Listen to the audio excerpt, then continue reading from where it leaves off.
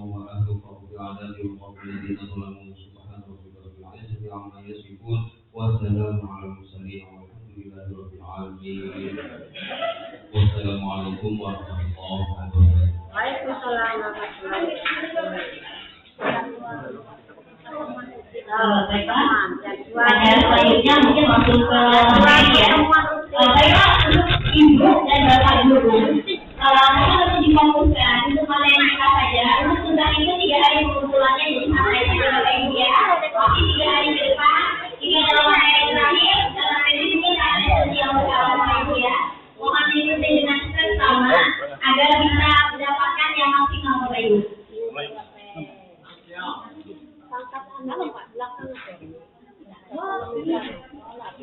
Baiklah, materi akan disajikan oleh Pak Samudra. Kepadanya kami persilakan.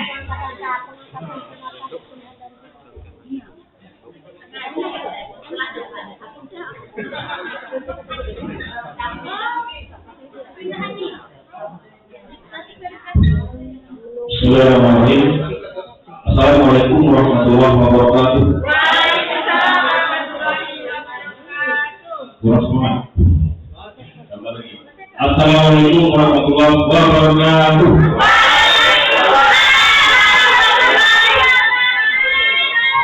Selamat pagi. Alhamdulillah. Kalau saya tampil 100% Pak. Benar pala ya. Alhamdulillah hari ini kita masih diberikan kesempatan untuk melaksanakan kegiatan kita di hari ke-9 dalam rangka untuk memberikan program SNKPK di Yayasan Indonesia Surabaya.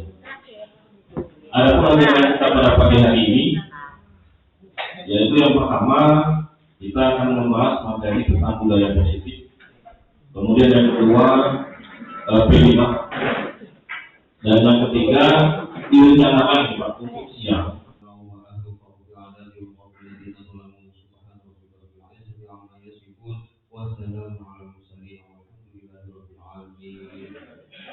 Wassalamualaikum warahmatullahi wabarakatuh. Waalaikumsalam warahmatullahi wabarakatuh. Baiklah, pada selanjutnya mungkin masuk ke materi ya. Baiklah, untuk ibu dan bapak guru, mungkin untuk difokuskan untuk materi kita saja. Untuk tentang itu 3 hari pengumpulannya, jadi sampai saja bapak ibu ya. Tapi 3 hari ke depan, ini adalah materi terakhir. Dalam materi ini kita ada sosial bersama bapak ibu ya. Mohon diikuti dengan seksama agar bisa mendapatkan yang maksimal bapak ibu.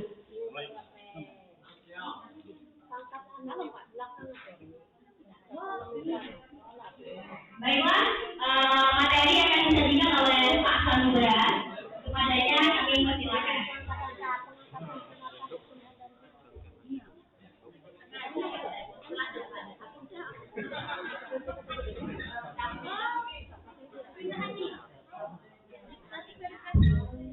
Bismillahirrahmanirrahim.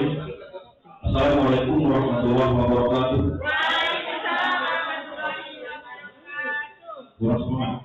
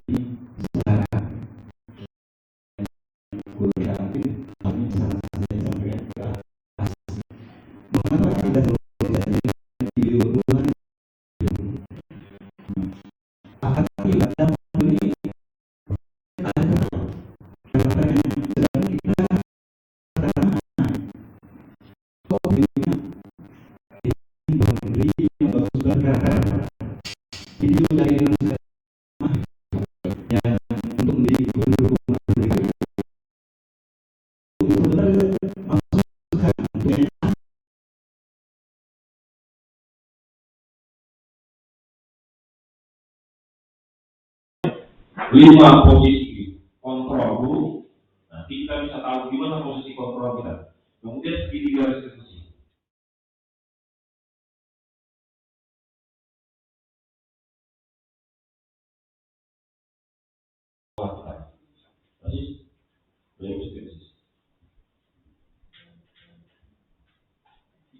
Ya, terima kasih.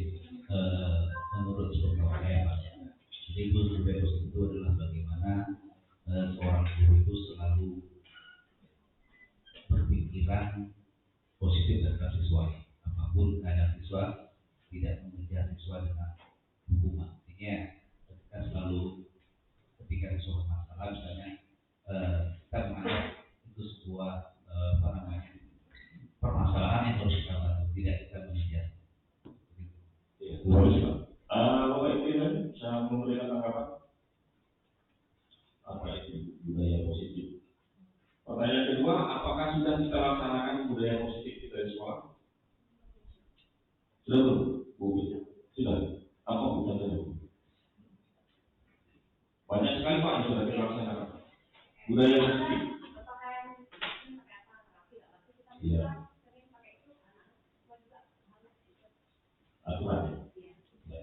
Jadi budaya positif ini adalah perubahan karakter yang kita lakukan melalui kegiatan-kegiatan yang berulang-ulang sehingga menjadikan budaya. Nah, contohnya slide dulu.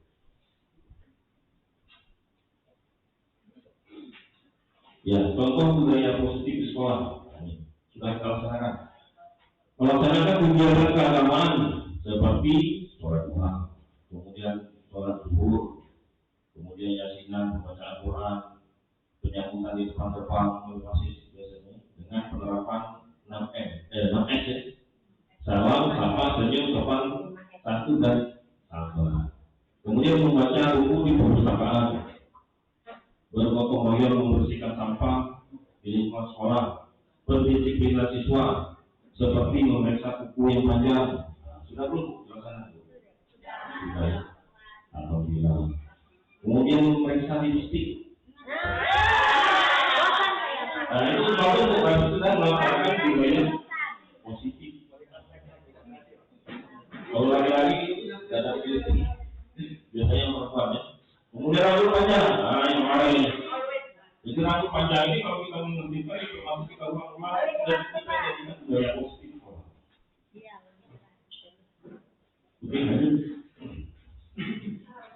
Kemudian disiplin positif. Jadi ada budaya positif, ada disiplin positif. Kata disiplin berasal dari bahasa Latin disiplina yang baru belajar. Kata disiplin juga berasal dari akar kata yang sama, disiplin atau murid. atau pengikut. Untuk menjadi seorang murid atau pengikut, seseorang harus paham betul alasan mengapa mereka mengikuti suatu aliran atau ajaran tertentu, sehingga motivasi yang terbangun adalah motivasi intrinsik, bukan motivasi ekstrinsik.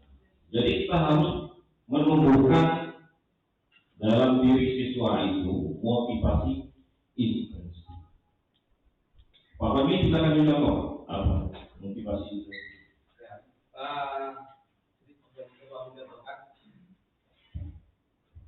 Motivasi intrinsik itu adalah motivasi yang timbul dari diri orang sendiri. Dia merasa itu adalah kebutuhannya. Seperti kayak kita itu membutuhkan ketika kita lapar, membutuhkan makan. Tanpa disuruh pun kita akan makan. Ya. Lah bedanya dengan motivasi ekstrinsik. Ya, terima kasih Pak. Jadi betul Pak, Bapak Ibu ya. Jadi motivasi intrinsik itu motivasi yang timbul dari dalam diri kita sendiri. Jadi siswa itu harus ditumbuhkan motivasi itu. Kenapa dia harus sekolah? Kenapa dia harus bisa belajar kompetensi yang diajarkan? Kenapa mereka harus berpakaian rapi? Motivasi itu harus tumbuh. Sama seperti kita di sini. Kenapa kita duduk di sini? Motivasi intrinsik atau motivasi ekstrinsik? Kalau motivasi intrinsik, motivasi itu melalui kita karena kebutuhan. Seperti kata Bapak butuh untuk meningkatkan kompetensi. Kalau motivasi ekstrinsik, kalau siswa itu motivasi ekstrinsik Pak, pakai Pak. Ini motivasi ekstrinsik sudah. Takut dengan hukuman. Nah, makanya kita bisa tanya pada diri kita sendiri. Mudah-mudahan yang duduk di sini motivasi intrinsik, bukan karena takut ditegur ke sekolah, bukan karena akan macam-macam. Oke, lanjut. Nah, strategi apa yang selama ini Anda terapkan untuk menanamkan disiplin positif pada murid-murid Anda? Dan bagaimana hasilnya? Nah, siapa yang mau coba jawab? Strategi apa yang selama ini diterapkan untuk menanamkan disiplin? Kalau selama ini masih menggunakan strategi motivasi ekstrinsik Pak ya? Iya, karena memang kita belum tumbuhkan. Masih pakai kayu. Sebenarnya intrinsiknya ada. Iya. Pasti ada. Tapi makanya kita harus berikan porsi yang lebih besar sehingga siswa ini memiliki motivasi intrinsik dalam diri mereka. Kemudian hasilnya sudah bisa kita lihat bersama-sama bagaimana hasilnya untuk membentuk karakter siswa itu, karena belum ada secara keseluruhan motivasi intrinsik. Dan yang paling penting kita juga sebagai guru harus memiliki motivasi intrinsik dulu, sehingga kita menularkan ke siswa itu akan lebih mudah. Oke, lanjut. Yang ini berkaitan dengan motivasi tadi, ada 3 teori motivasi dari D.M. Rosen dalam bukunya Structuring School Discipline, menyatakan ada 3 motivasi perilaku manusia. Nah, kita bisa contoh yang mana yang kita ikutin. Yang pertama, untuk menghindari ketidaknyamanan atau hukuman. Kalau siswa itu motivasinya takut dihukum wali kelasnya, takut dihukum bapak ibu gurunya, takut dipukul paksis gitu, atau takut diberi nilai kecil atau basri. Jadi pagi-pagi siswa berdiri dengan motivasi untuk menghindari hukum. Itu yang pertama.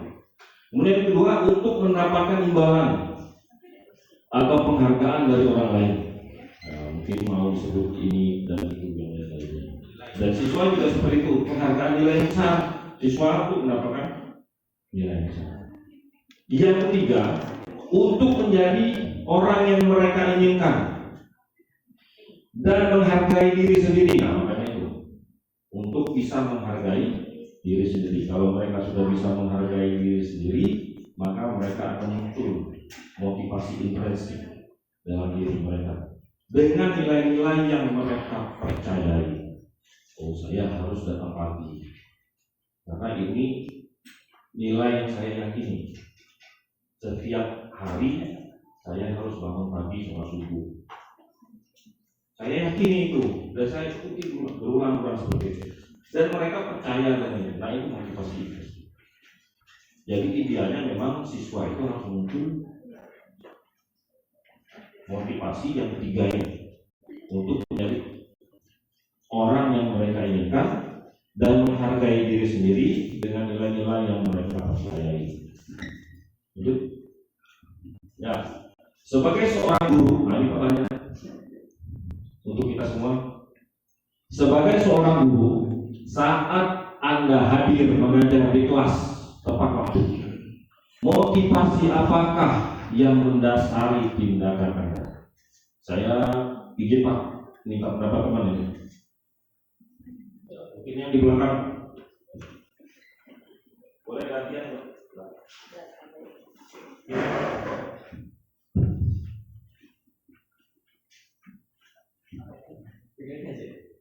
Ya, silakan Pak. Jawab Pak. Sebagai seorang guru, saat Anda hadir mengajar di kelas tepat waktu, motivasi apa yang mendasari tindakan Anda? Tanggung jawab. Iya, tanggung jawab. Tidak takut kalau terlambat dihukum. Iya. Nah, itu maksudnya Pak Sapuri, apa Pak? Disiplin Pak. Disiplin. Iya. Pertanyaan kedua. Iya Pak Bobo ya. Apakah Anda datang tepat waktu karena tidak ingin ditegur oleh atasan Anda dan kemudian mendapat surat peringatan menghindari ketidaknyamanan dan hukuman? Atau Anda ingin mendapatkan ujian dari atasan Anda dan mendapat penghargaan sebagai guru berprestasi? Ya. Panjang pertanyaan. Yang mana? Ya, tinggal ini satu Pak. Yang mana yang mendasari motivasi? Ya. Sebenarnya bukan masalah apa ditegur atau berprestasi karena memang satu tadi disampaikan adalah tanggung jawab. Ya. Terus kalau diri saya sendiri, ketika saya berangkat pagi, kemudian masuk tepat waktu, karena saya juga punya, kalau saya lambat, ketika saya mengantarkan terlambat, itu kan juga bagian dari tanggung jawab moral. Ketika siswa terlambat dihukum, gitu kan. Ketika gurunya terlambat, apa yang terjadi? Saya cuma kalau saya masuk kelas terlambat, terus siswanya terlambat, efeknya kan banyak. Jadi saya lebih pada tanggung jawab moral saya sebagai guru, bukan karena ada pujian atau apa ataupun hukuman. Kalau itu memang sudah menjadi kebiasaan kita, insya Allah itu tetap saya laksanakan seperti itu Pak. Terima kasih. Ya, terima kasih Pak atas jawaban Pak Bobo. Boleh kita hapus dulu ya? Ya, kita tanya sini. Kita Pak. Iya. Boleh dari Ibu BK, boleh Ibu BK dulu ya. Ya, salah.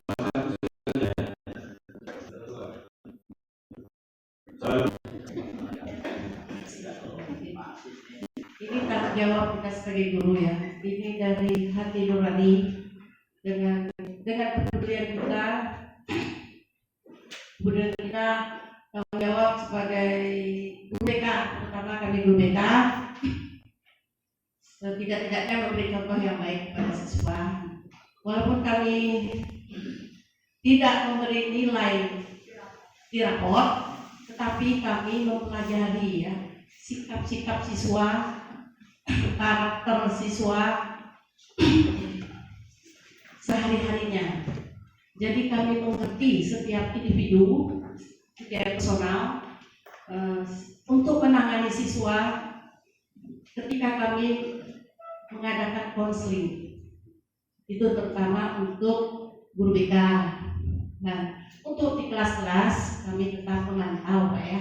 Dan tanggung jawab kami itu sebagai tugas kami, hubungan kami bukan hanya ingin dipuji oleh kepala sekolah, dinilai oleh kepala sekolah, ada yang lebih tinggi dari kepala sekolah. Jadi kami bekerja dengan lillahi ta'ala, berdasarkan Allah juga. Terima kasih. Iya, terima kasih Abrus ya. Ya, saya yakin dan percaya juga kita semua di sini pasti ya memiliki motivasi yang memang muncul dari dalam diri kita sendiri. Oke, lanjut Bu. Nah, ini ada tugas. Saya bacakan. Ibu Anas adalah seorang guru kelas 2 mendapatkan masalah. Murid-muridnya tidak bisa tertib berdiri di antrian depan pintu kelas dan selalu berebutan masuk ke dalam kelas setelah jam istirahat usai. Ini tentunya sangat mengganggu proses pembelajaran, di mana kelas tidak bisa mulai tepat waktu karena Ibu Anas sibuk menenangkan murid-murid untuk waktu yang cukup lama. Akhirnya, Bu Anas berpikir cepat dan mengandalkan stiker bintang. Setiap murid yang masuk selesai jam istirahat, Bu Anas akan mengiming-imingi murid dengan stiker bintang. Siapa yang dapat berdiri lurus, berbaris rapi, antri di depan itu dapat bintang dari Bu Anas. Sebagian besar murid-murid menyambut tantangan tersebut dan langsung berdiri rapi di depan pintu agar mendapatkan stiker bintang. Hal ini terus dilakukan Bu Anas setelah beberapa minggu, karena cukup berhasil membuat murid-muridnya berdiri rapi antri di depan pintu. Sampai suatu hari Bu Anas sakit, terpaksa digantikan Pak Heru. Pak Heru tidak mengetahui tentang stiker bintang. Benar saja, pada saat mau masuk kelas usai jam istirahat, murid-murid kelas 2 kembali berebutan masuk kelas. Oke, lanjut. Nah, ini ada analisa kasusnya, kita jawab pertanyaannya. Tanggapan Anda tentang berdasarkan teori motivasi tadi yang telah kita pelajari. Yang pertama, motivasi murid kelas 2 untuk bersedia antri sebelum masuk kelas tadi motivasi apa? Ya, motivasi. Ya, ekstrinsi ya, karena diiming-imingi oleh hadiah. Jadi dari 3 teori motivasi tadi, yang pertama, yang kedua dan yang ketiga, berarti yang kedua ya, kedua. Oke. Kemudian pertanyaan kedua, adakah cara lain agar murid-murid kelas 2 bersedia antri di depan kelas tanpa diberi penghargaan atau stiker bintang? Jelaskan. Ya. Ini kan pas anak kelas 2 yang otomatis mereka ini kalau misalkan dasarnya kalau kita kembali ditanya mereka memang dasarnya bermain ya. Nah, karena kalau misalkan anak-anak masih di bawah kelas 2 itu memang untuk menimbulkan motivasi mereka yang salah satunya tadi misalkan dari stiker bintang, ya nggak apa-apa diteruskan saja nanti sampai mereka menyadari hal itu dan itu akan tumbuh sendiri loh Pak. Karena tidak mungkin untuk menimbulkan motivasi intrinsik itu memang harus ada ekstrinsiknya dari lingkungan luarnya, gurunya yang menumbuhkan terlebih dahulu sehingga ketika menjadi kebiasaan itu akan berlanjut. Terima kasih. Iya, terima kasih. Ini semua simulasi kasus tadi kan adaptasi di setiap kondisi Pak, baik di SMA, di SMP, di SD. Nah, ketika kita memberikan hadiah ini bukan memastikan Bu. Banyak bisa nanti siapa yang bisa kerjakan tugas ini nilainya 100. Ya kan? Nah, banyak. Nah, ketika tidak memberikan hadiah kepada peserta didik, pertanyaannya bagaimana atau trik apa yang bisa kita gunakan untuk bisa mereka melaksanakan tugas yang kita berikan kepada mereka. Ini kayak kita bisa masing-masing kayak bagaimana caranya. Jadi, nah ini hubungan dan penghargaan kita kaji bersama Bapak Ibu. Teori Profesor Pak Zain kemarin, teori Profesor, tapi teori Profesor ini yang diadopsi di dalam kurikulum mereka dan kita harus pahami konsepnya. Oke. Kalau kan baik penghargaan maupun hukuman adalah cara-cara mengontrol perilaku seseorang yang menghancurkan potensi untuk pembelajaran yang sesungguhnya. Karena menurut Koff ini, secara ideal tindakan belajar itu sendiri adalah penghargaan sesungguhnya. Koff selanjutnya juga mengungkapkan beberapa pernyataan dari hasil pengamatannya selama ini tentang tindakan memberikan penghargaan yang nilainya sama dengan menghukum orang. Bisa kita pahami itu? Bisa ya? Oke, lanjut saja dulu. Nah, ini dampaknya. Nanti kita bisa refleksi sendiri untuk menjawab ini. Pengaruh jangka pendek dan jangka panjang. Penghargaan efektif jika kita menginginkan seseorang melakukan sesuatu yang kita inginkan dalam jangka waktu pendek. Jika kita menggunakan penghargaan lagi, maka orang tersebut akan tergantung pada penghargaan yang diberikan, serta kehilangan motivasi dari dalam dirinya. Jika kita mendapatkan penghargaan untuk melakukan sesuatu yang baik, maka selain kita senantiasa berharap mendapatkan penghargaan tersebut lagi, kita pun menjadi tidak menyadari tindakan baik yang kita lakukan. Nah, ini bisa menjawab kita sendiri masing-masing. Apakah penghargaan yang diberikan pada diri kita bisa memotivasi kita untuk maju atau tidak? Nah, karena ini berdasarkan sudut pandang. iya, makanya berdasarkan sudut pandang masing-masing, dan masing-masing kita bisa menjawab, sehingga kita sudah tahu dampak ini. Jangan sampai nanti kita terdampak dengan penghargaan yang kita dapatkan. Penghargaan macam-macam nih, banyak sekali penghargaan yang guru didapatkan. Apakah itu bisa memacu atau bisa meruntuhkan motivasi? Oke, lanjut. Oke, selanjutnya restitusi. Nah, kalau kemarin kita bahas ada coaching, ada mentoring yang kita bisa lakukan, baik itu ke guru atau juga siswa, kepala sekolah ke guru, pengawas ke kepala sekolah. Nah, restitusi ini metode untuk melaksanakan pendampingan kepada siswa. Restitusi adalah proses menciptakan kondisi bagi murid untuk memperbaiki kesalahan mereka, sehingga mereka bisa kembali kepada kelompok mereka dengan karakter yang kuat. Bosan 2004. Restitusi juga merupakan proses kolaboratif yang mengajarkan murid untuk mencari solusi untuk masalah mereka dan membantu murid berpikir tentang orang seperti apa yang mereka inginkan dan bagaimana mereka harus memperlakukan orang lain. Nah, ini kalau ada pertanyaan bagaimana kita bisa menumbuhkan motivasi intrinsik dalam diri siswa, nah salah satunya dengan pendekatan restitusi, yaitu memperbaiki kesalahan dengan menumbuhkan karakter dan memunculkan solusi. Solusinya itu bukan dari guru, tapi dari mereka sendiri. Ya, ini di bawah ini adalah ciri-ciri restitusi yang membedakan dengan program disiplin lainnya. Restitusi bukan untuk menebus kesalahan, namun untuk belajar dari kesalahan. Yang kedua, restitusi memperbaiki hubungan. 3, restitusi adalah tawaran, bukan paksaan. Yang keempat, restitusi itu menuntun untuk melihat ke dalam diri. Yang kelima, restitusi fokus pada karakter, bukan tindakan. 6, restitusi menguatkan. Yang ketujuh, restitusi fokus pada solusi. Lanjut. Nah, ini Pak, yang Pak Adel tadi. Ya. Pembentukan keyakinan sekolah dan kelas.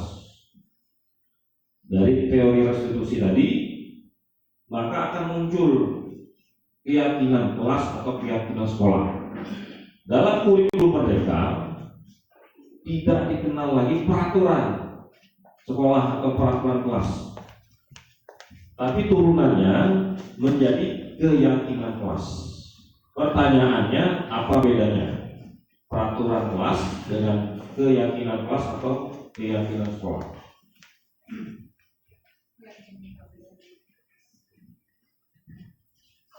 Ya, silakan Bapak yang mau memberikan komentar. Apa bedanya peraturan kelas dengan keyakinan kelas? Pak Derajat ya? Oh iya. Ya, kita sharing saja Pak ya. Karena ini nanti produknya kan? Iya, komitmen utama keyakinan sekolah jadi Pak. Jadi menurut saya kalau keyakinan kelas dengan peraturan kelas, biasanya peraturan kelas itu kan guru yang buat, sekolah yang buat. Tapi kalau keyakinan kelas, kesepakatan dari kelas tersebut untuk membuat suatu kesepakatan untuk membuka kedisiplinan dan bukan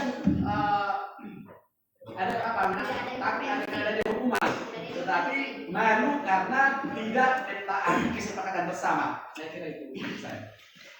Kembali Pak. Ya, rekan-rekan yang lain, silakan. Benar? Ini? Ya. Apa bedanya antara keyakinan kelas dengan peraturan kelas?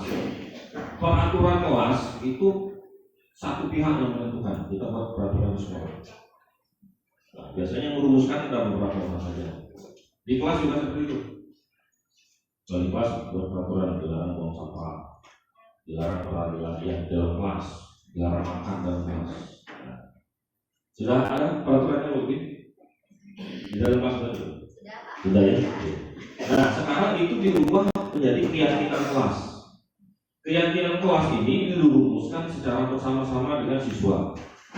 Apa nilai yang mereka yakini yang muncul dari dalam diri mereka.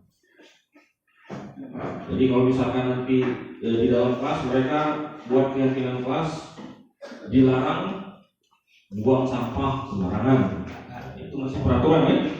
Tapi kalau kita ubah jadi keyakinan kelas, jagalah kebersihan. Beda kan? Kemudian apa lagi? Dilarang berlari di dalam kelas. Ya, tertib dalam kelas. Kemudian dilarang mengganggu milik, dilarang mengganggu milik orang lain, misalnya barang atau orang untuk menulis. Nah, itu peraturan. Jadi kalau kita ubah keyakinan kelas, ya saling menghargai. Itu bagus untuk keyakinan kelas. Nah, begitu juga dengan keyakinan sekolah. Kita harus rumuskan secara bersama-sama. Karena apa? Yang akan melakukan ini semua orang, baik guru, siswa, warga sekolah. Dilarang merokok di sekolah. Apa Pak kalimat keyakinan sekolah? Area bebas asap rokok. Atau jagalah kesehatan.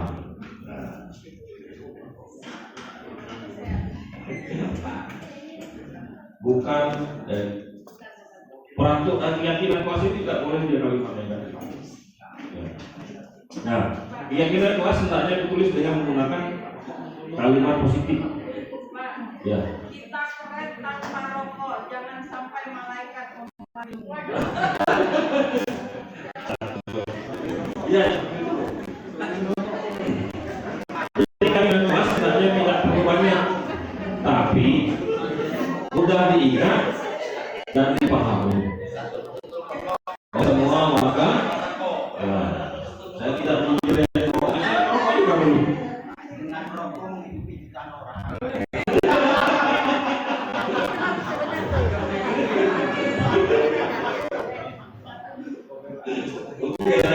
Nah ini contohnya, contoh keyakinan kelas 10. Kami meyakini bahwa sangat penting untuk menghormati semua orang dan barang milik orang lain. Hormat.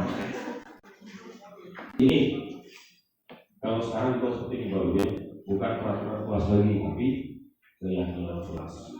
Kemudian bekerja, kami meyakini bahwa sangat penting untuk mengerjakan segala pekerjaan atau yang telah ditugaskan. Buat apa keyakinan? Diterima dan dimiliki, kami meyakini bahwa sangat penting untuk merasa diterima pada suatu kelompok, saling peduli satu dengan yang lain.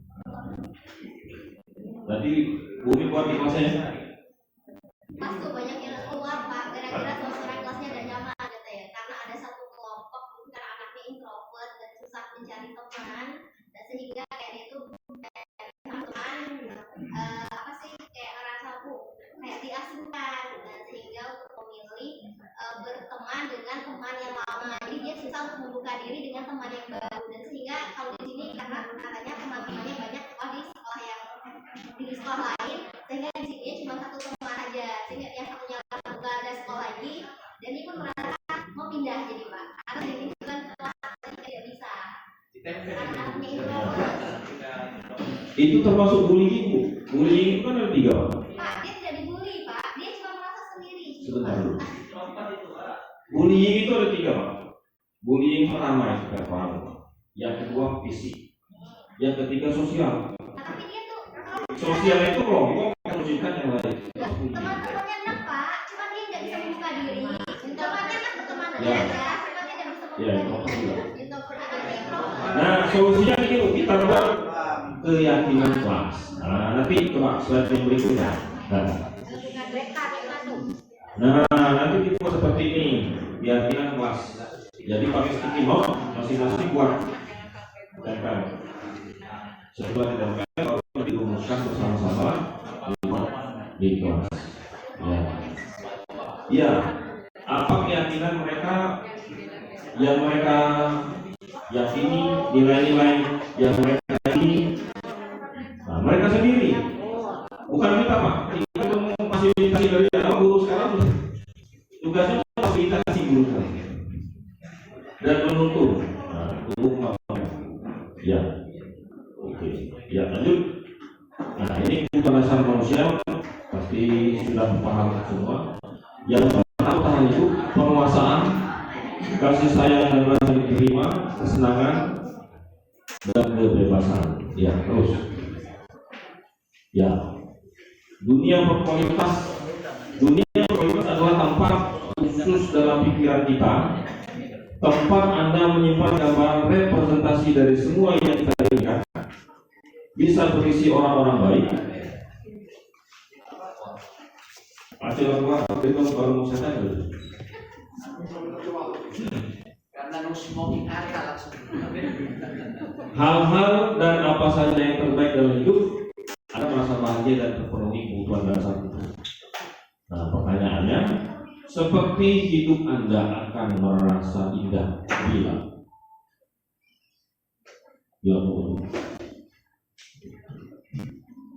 seperti hidup Anda akan terasa indah bila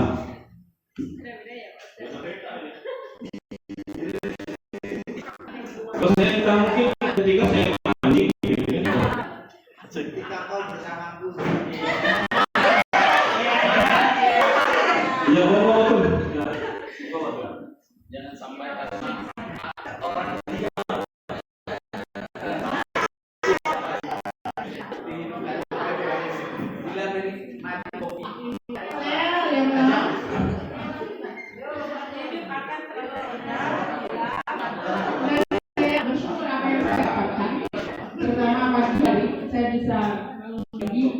Alhamdulillah, terus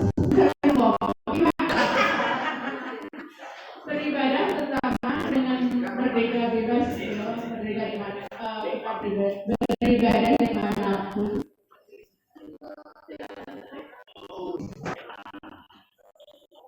Keringan itu beberapa panjang yang bisa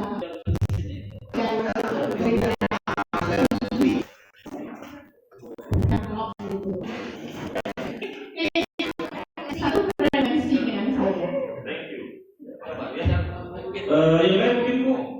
Mungkin 10 hari ini harus ada bersuara Bu. Jangan sampai 10 hari ini tidak mengeluarkan suara. Ya. Aduh. Ini baru suara. Ya. Ya silakan dulu. Oke, terima kasih Pak. Kalau saya seperti Anda akan terasa indah bila keluarga anak saya sehat, bahagia, dan saya dikelilingi teman-teman yang saling support, saling mendukung dalam hal pekerjaan. Ya, satu program sama kayak keluarga. Oke, itu saja Pak. Terima kasih. Ya, kalau di sini kita kan Buki, Presti, Bu Susi.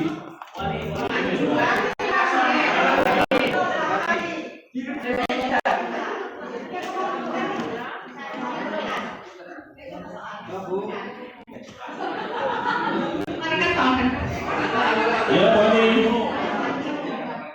Wani paling inginkan ada pada diri Anda. Iya, kayaknya kita kasih kiri. Nah,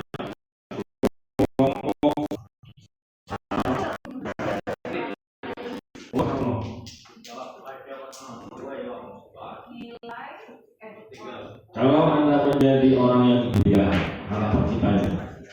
Karakter atau sifat apa yang Anda paling inginkan ada pada diri Anda? Iya, masing-masing beda.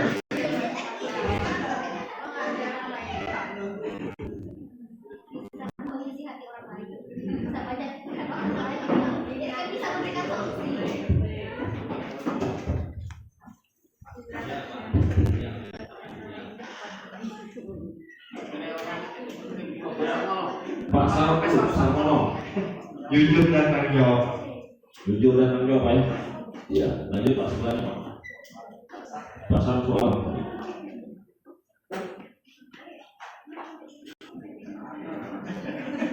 Pertanyaannya Pak, kalau Anda menjadi orang yang ideal, karakter atau sifat apa yang Anda paling inginkan ada pada diri Anda? Ada jujur dan tanggung jawab, bersyukur Pak, bersyukur pada diri kita sendiri.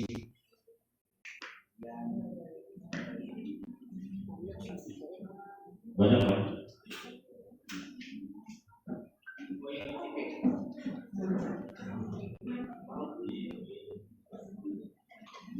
Iya, tadi Pak apa?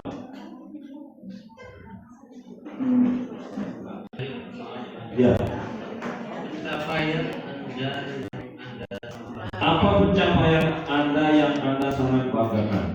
Ketika melihat peserta didik kita sendiri.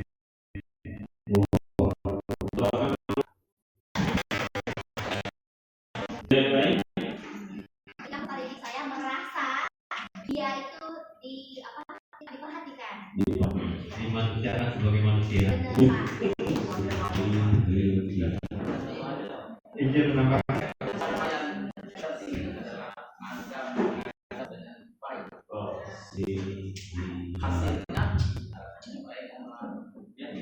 Hasilnya menunjukkan hasilnya semua berhasil. Menambahkan Ya, monggo Pak. Jadi pencapaian itu ketika kita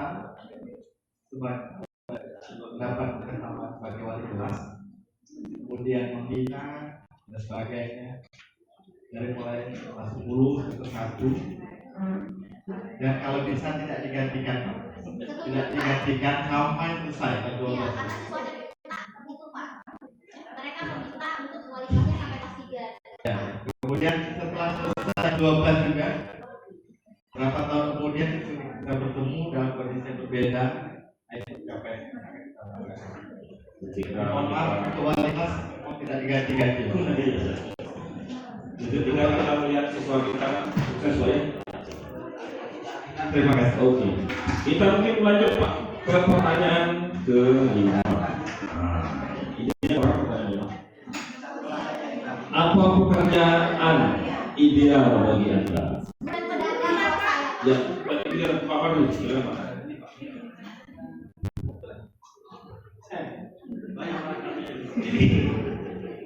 Di pekerjaan yang ideal bagi saya itu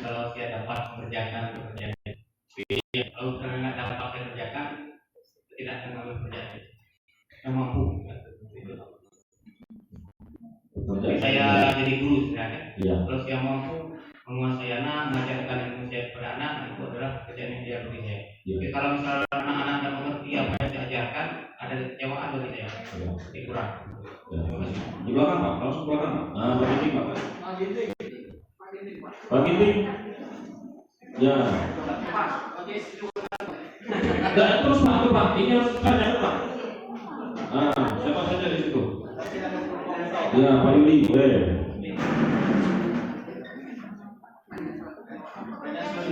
Pekerjaan apa pekerjaan ideal bagi Anda? Ideal ya. Iya. Kalau yang sekarang Pak, tentu ideal saya. Sekarang saya juga itu, Iya. tentu itu ideal bagi saya. Dan juga bersyukur tentang itu, artinya ya itu ya ideal sekarang. Ya. Baik. Pak Yudi mau kasih komentar Pak Yudi? Siapa? Pak Ferdiansa? Boleh Pak Ferdiansa? Lama dan bersuara. Boleh? Pertanyaannya, apa pekerjaan ideal bagi Anda?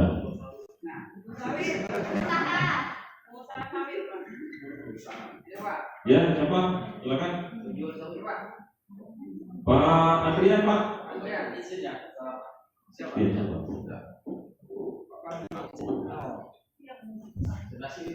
Cukup ya? Yang mana dulu?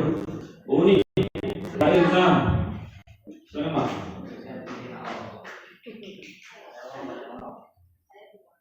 Iya.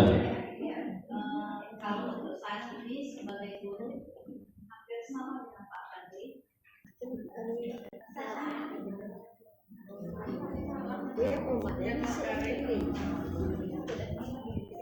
Sangat bahagia Ibu dan Bapak guru hebat dalam menerapkan disiplin positif restitusi. Salah satu program yang dikembangkan adalah 5 posisi kontrol. 5 posisi kontrol dalam restitusi adalah proses perjalanan seorang pendidik agar dapat mengenali dirinya. Pada video kali ini,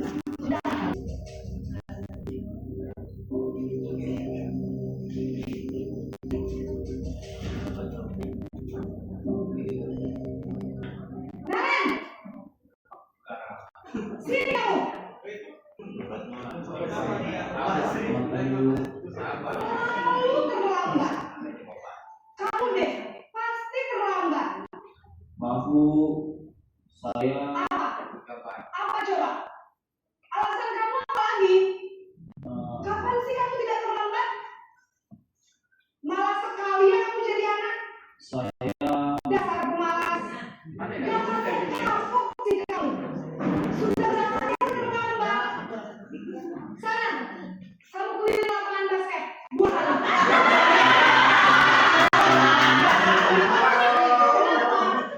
Kenapa lagi Bu? Berani-beraninya jawab. Sudah terlambat. Jawab pula. Sekarang keliling lapangan basket 5 kali sekalian. Biar tahu. Pergi sana ke lapangan basket. posisi penghukum biasanya berbicara dengan nada tinggi, menghakimi, menunjuk-nunjuk, menyakiti, dan menyindir. Hukuman bisa berupa fisik maupun psikis. Ibu dan Bapak guru hebat, dampak yang terjadi pada murid ketika guru berada pada posisi penghukum adalah murid cenderung akan memberontak, bahkan menyimpan dendam.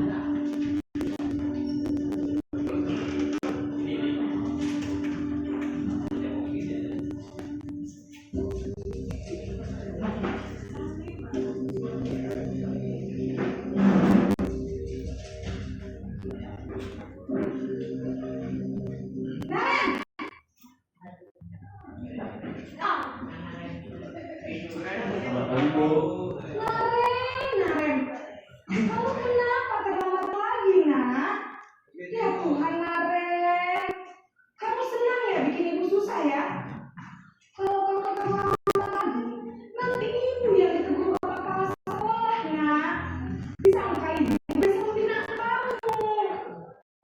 Aduh, gimana ini? Maaf Bu. Duh, Gusti Naren. Kamu suka ya kalau ibu tegur bapak kepala sekolah? Terus, sekarang ibu harus tulis apa ibu absen? Ini kamu sudah sering terlambat loh. Ibu harus apa coba? Maaf Bu. Maaf sekali. Ya sudah, lain kali jangan bikin ibu susah lagi ya nak ya. Ibu tidak akan kuat lagi kalau kamu begini terus. Bisa jantungan kalau ibu tegur bapak kepala sekolah. Sana cepat kelas. Maaf ya Bu. Maaf sekali. Posisi pembuat rasa bersalah berbicara dengan nada tenang, cenderung lembut. Namun kata-kata yang diutarakan membuat murid merasa menjadi orang yang gagal, memandang buruk dirinya sendiri, merasa tidak berharga, dan tidak sanggup membahagiakan orang lain. Ketika guru mengambil posisi pembuat rasa bersalah, murid akan menganggap dirinya yang bersalah dan ia akan menyimpan emosi negatif tersebut di dalam dirinya dan cenderung formal.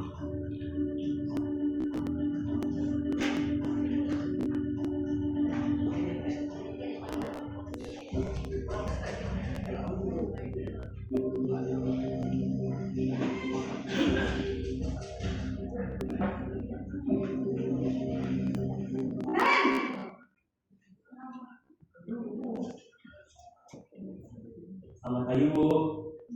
Selamat pagi Naren. Maaf Bu, saya terlambat. Iya, sekolah masuknya jam 7, sekarang sudah jam 7.20. Jadi sekarang bagaimana nih Naren? Maaf Bu, saya lupa secara alarm saya semalam. Baiklah, menurut kamu, keyakinan sekolah yang mana yang akan dilakukan?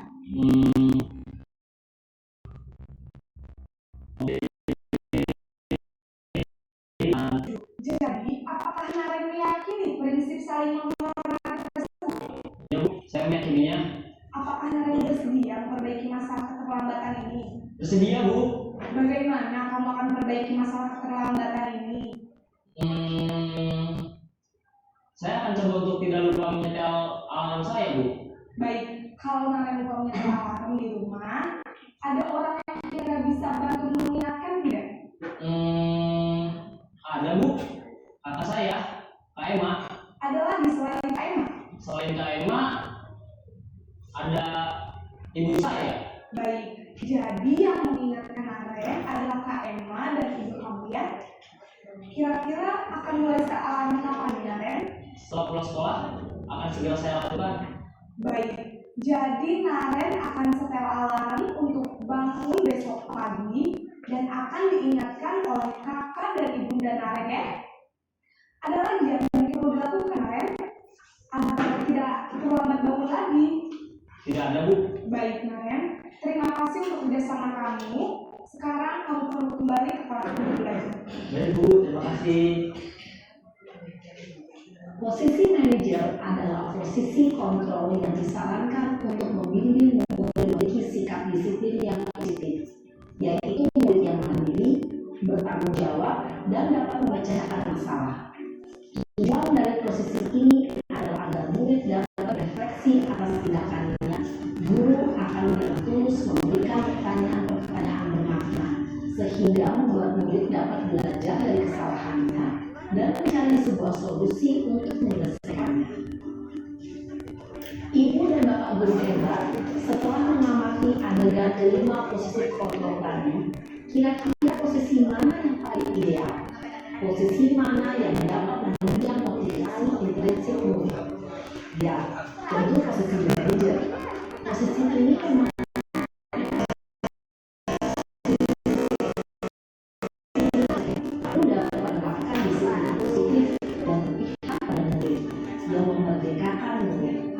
perjalanan seorang pendidik tentunya tidak mudah untuk sampai pada posisi seorang manajer.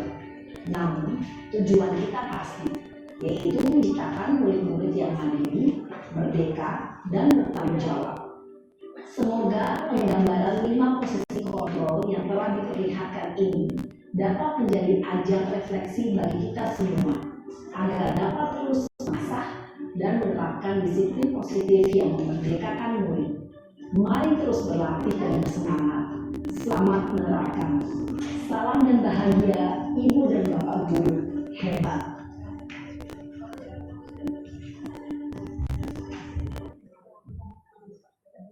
Ya itu Bapak Ibu 5 posisi kontak. Kalau saya terus terang dari 5 tadi saya kadang-kadang berubah-ubah. Kemudian pernah membuat rasa bersalah. Lapangan juga pernah. Kemudian juga pemantau. Nah, manajer ini baru belajar. Untuk anak manajer ini saya baru belajar untuk pada posisi kontrol itu. Kalau Bapak Ibu yang lain boleh untuk memberikan komentar. Ya.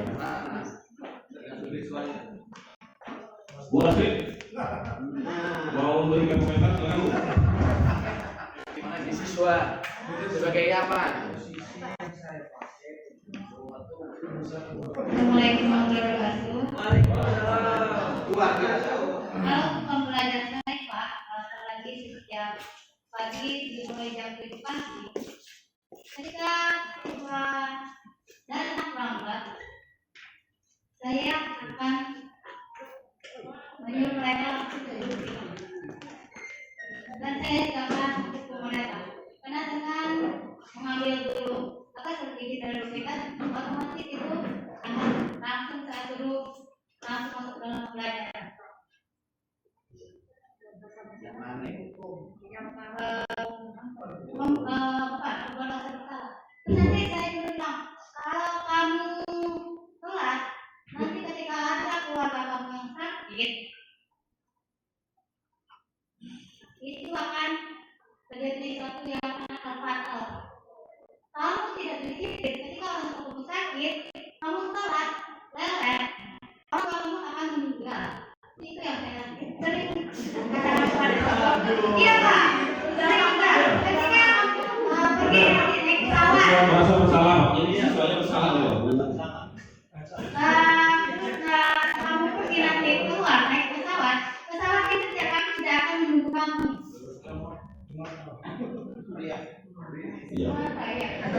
Harus saya harapkan kecuali hukum.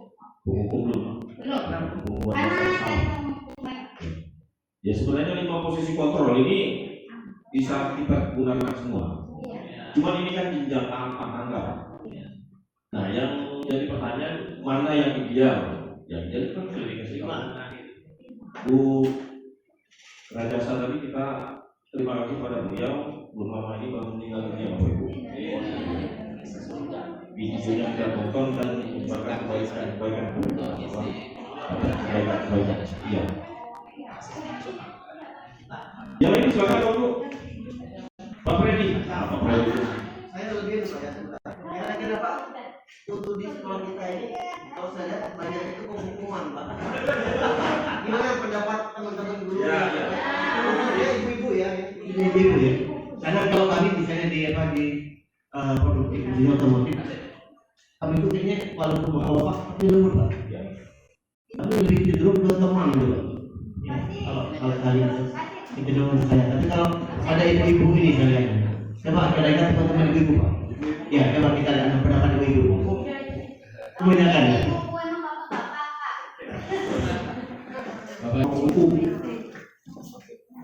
Nah, kita kembalikan lagi karakter yang akan kita tumbuhkan di sekolah itu. Contoh di tukang sate Pak. Nah, seperti kita bahas kemarin. Karakter yang ingin ditumbuhkan disiplin, semi militer. Apakah kita ya kedinasan sipil atau ya kedinasan memang dituntut karakter untuk itu.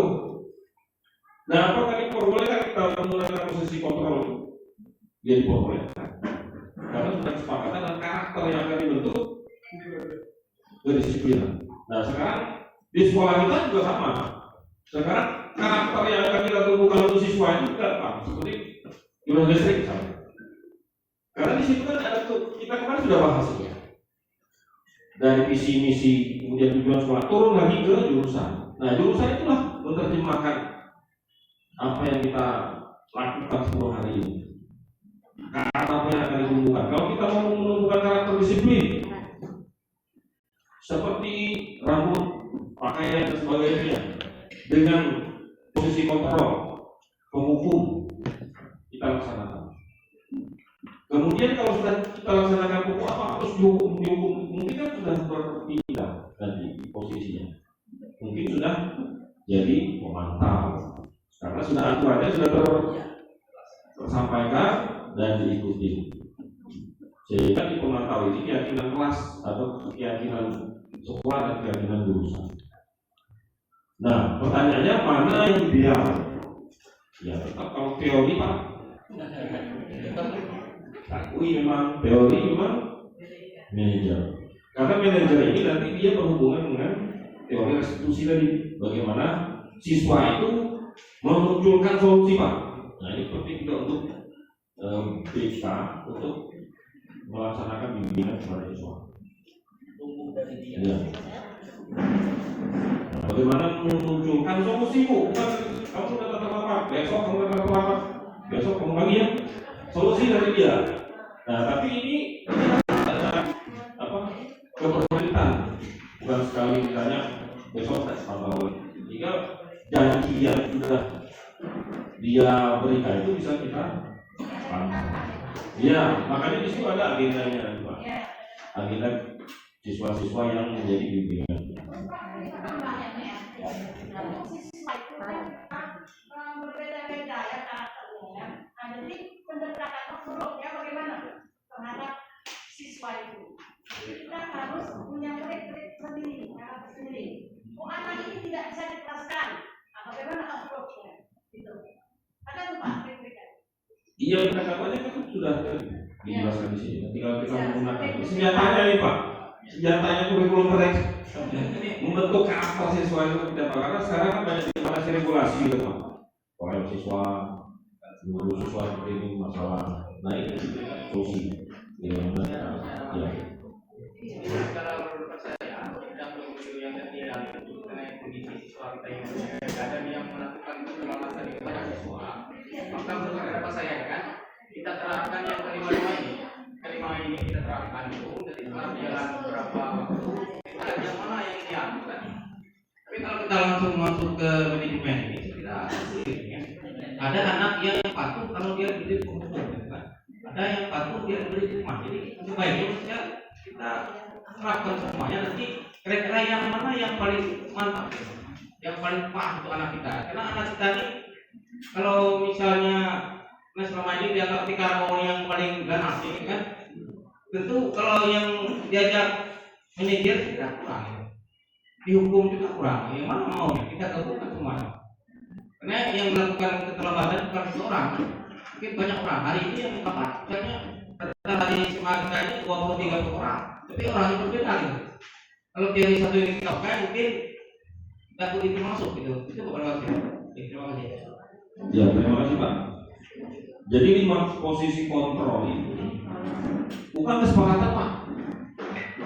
Masing-masing kita yang tahu kita posisi yang pernah kita lakukan dan apa yang kekurangannya yang pernah kita lakukan. Misalnya tadi selama ini saya pakai posisi teman. Kita sendiri yang tahu. Makanya sebagai refleksi bagi kita untuk memperbaiki ke depan posisi apa yang itu. Lebih masih coba semua. Jadi ini yang ideal. Jadi sehingga ketika kita melakukan posisi 5 posisi kontrol ini kita mana yang cocok untuk siswa tersebut dan mana yang tidak cocok sesuai dengan kondisi siswa tersebut dan karakteristik pengembangan mereka juga. Yang pasti yang paling ideal itu manajer. Nah, caranya seperti apa? Nah, ya, selain berikutnya. Nah, itu yang bawah 30. Ya. Ya, 30. Nah, ini tahapan untuk melaksanakan segitiga restitusi. Segitiga restitusi ini tahapan untuk melakukan pendekatan manajer. Jadi yang pertama menstabilkan identitas. Menstabilkan identitas seperti tadi sudah dipraktekkan sebenarnya. Kita memberikan pendekatan kepada siswa bahwa yang mereka lakukan itu merupakan kesalahan yang pernah dilakukan orang lain. Menstabilkan. Kemudian validasi tindakan yang salah. Contoh, kamu tentu punya alasan mengapa melakukan itu. Menstabilkan. Jadi menarik posisi bersalah mereka ke dalam posisi yang baik. Kemudian yang ketiga, menanyakan keyakinan. Maka dari itu sangat penting, baik di sekolah, di kelas, di jurusan, itu harus ada dulu keyakinan kelas untuk menerapkan 5 posisi kontrol ini. Karena ini akan menjadi tagihan. Keyakinan jurusan apa yang telah kita sepakati. Misalkan mereka rambutnya panjang, kita sudah buat keyakinan kelas di jurusan memiliki rambut yang rapi, ada satu senti. Itu pasti sama semua siswa. Ketika mereka melaksanakan pelanggaran itu, berarti kan kita ganti dengan ini. Keyakinan jurusan apa yang kamu lakukan, dan keyakinan jurusan mana yang telah kita sepakati yang mana. Nah ini. Nah sekarang kita lanjut. Kita lihat videonya biar itu lebih jelas. Iya.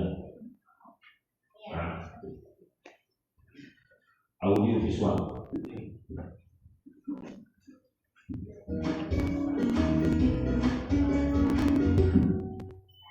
Salam dan bahagia Ibu dan Bapak Guru hebat.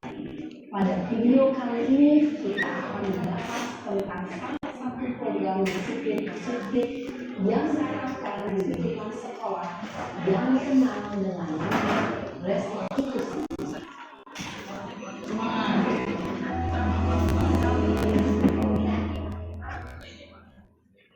Restitusi dikembangkan oleh pakar pendidikan dan dosen berlandaskan pada teori kontrol William Mason.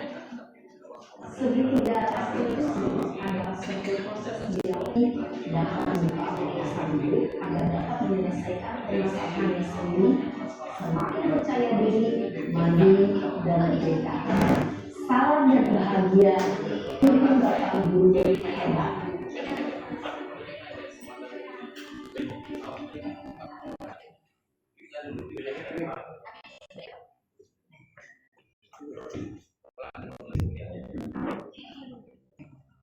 Demikian Bapak Ibu sudah kita saksikan tadi untuk tahapan melakukan pendekatan manajerial. Mungkin kita sebelum ditutup ada yang perlu kita diskusikan atau ditanyakan untuk materi kita pagi hari.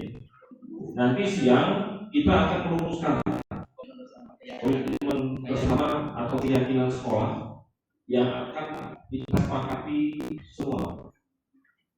Karena kalau untuk siang ini kan perlu lupa yang ada. Nah, jadi komitmen kita semua atau keyakinan sekolah kita.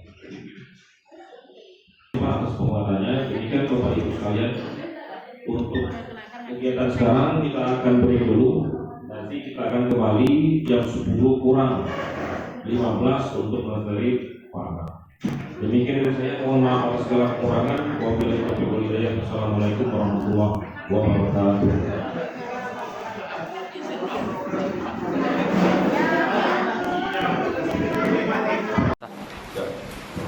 Assalamualaikum warahmatullahi wabarakatuh.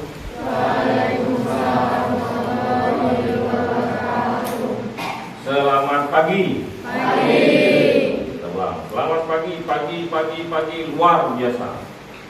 Paham? Selamat pagi. Pagi luar biasa.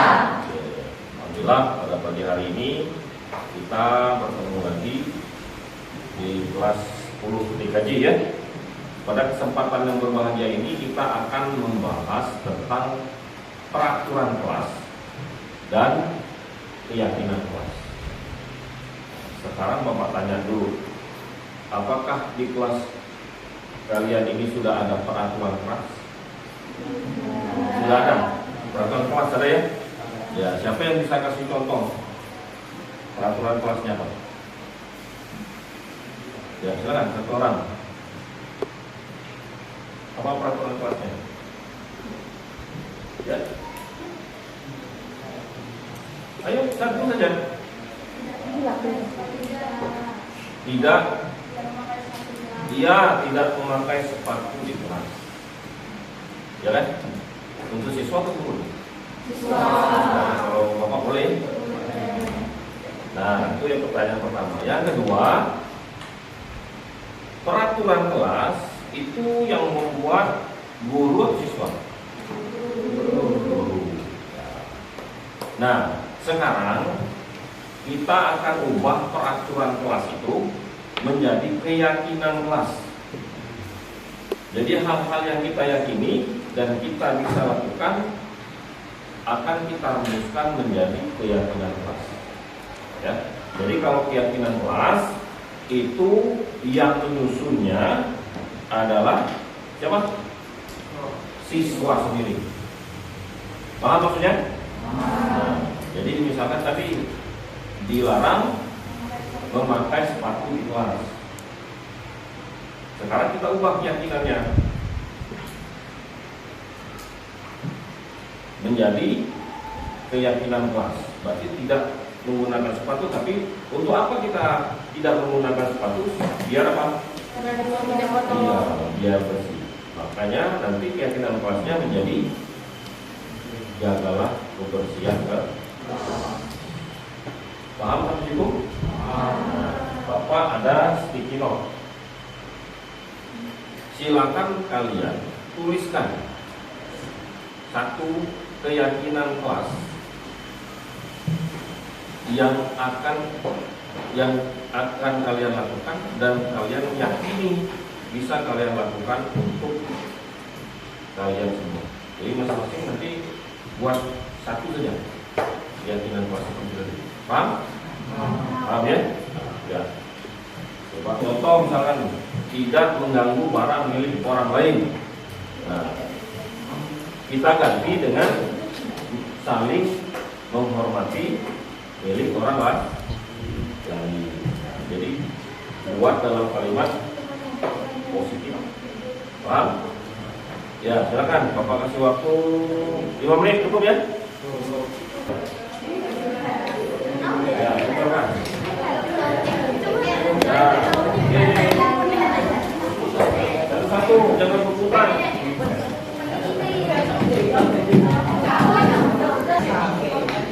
Ya, sekarang Bapak bacakan ya.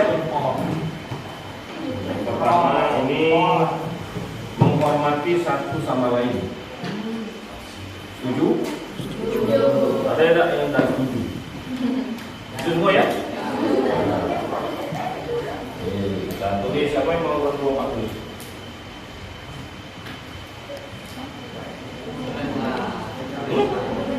Siapa sekretarisnya? Mana? Nanti hasil ini, nah tinggal diberitahu nanti ya.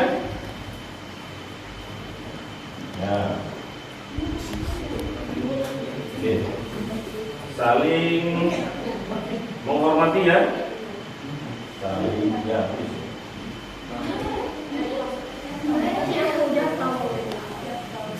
Saling menghormati satu sama lain, itu ya. Jagalah kebersihan di dalam kelas. Nah, ini yang di sini juga ada ya. Jagalah kebersihan di dalam kelas maupun di luar. Nah, setuju tak? Dua. Jagalah kebersihan. Ada yang ditulis di sini yang sama juga ya? Ya. Jagalah kebersihan di dalam dan di luar kelas. Ini sama juga. Jagalah tidak boleh buang sampah sembarangan. Sama ya, seperti tadi ya. Ini saling berbagi.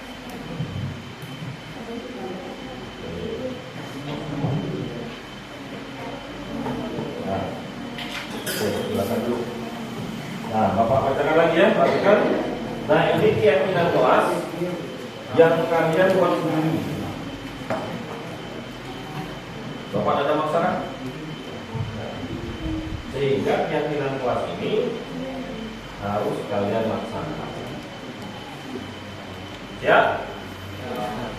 Baca ya. Pertama, saling menghormati satu sama lain.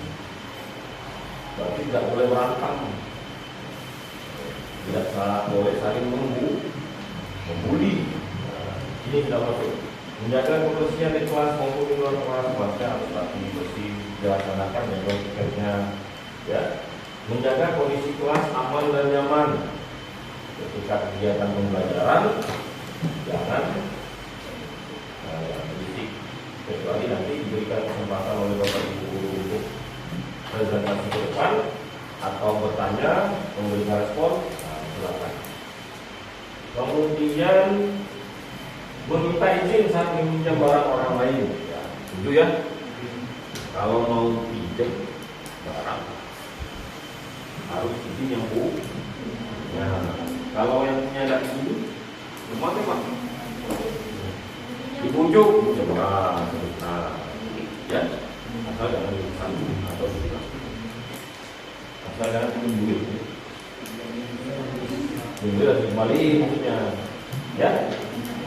Meminta izin saat meminjam, melaksanakan amanah orang tua. Nah, ini amanah orang tua ya, dijaga. Orang tua Pak meninggal Pak, gitu. Ya, amanah, abu, amanah keluarga kita ini, amanah nama baik, ya. Hadir tepat waktu, hadir waktu memulai pembelajaran tepat waktu. Kalau misalkan ada keperluan, boleh, ya. Menggunakan seragam lengkap sesuai kegiatan. Seragam yang lengkap, rapi, termasuk penggunaan untuk yang cewek tadi ya, lipstick, apa namanya, bedak, eyeshadow, lip glow, gloss. Kecuali yang cowok ada nggak yang pakai itu? Ada ya? Apalagi cowok? Jangan sampai ada yang pakai ya. Nah, kalau nanti pakai hukum saja boleh ya. Terus rambutnya tadi sekalian ya. Rambutnya untuk yang laki-laki dirapikan. Untuk yang perempuan gunakan, kalau yang muslim pakai hijab. Tapi kalau yang non muslim rambutnya dikuncir ya, jangan diurai seperti ini. Takut dan kemudian ya. Paham ya? Oke, mungkin ini yang saya Bapak sampaikan. Nanti kalian sampaikan ini ya di buku, sampaikan sama kritik sehingga nanti kalian bisa cetak kesepakatan dan keyakinan kelas ini di belakang. Nanti dicetak. Jelas hari ini?